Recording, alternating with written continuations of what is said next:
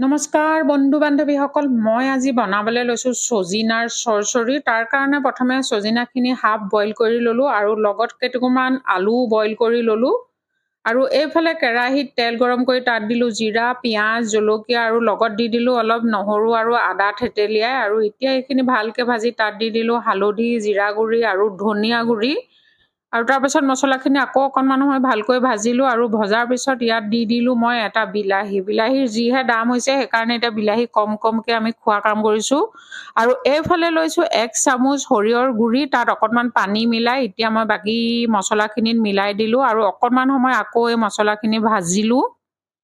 তাৰপিছত এতিয়া মই তাত দি দিলোঁ বইল কৰি লোৱা ছজিনাখিনি আৰু এইখিনি এতিয়া দি তাত মই সোৱাদ অনুসাৰে নিমখ দি দিলোঁ আৰু নিমখ দি এইখিনি আকৌ লৰাই বগৰাই অকণমান সময় ঢাকোন দি ভাজিলোঁ।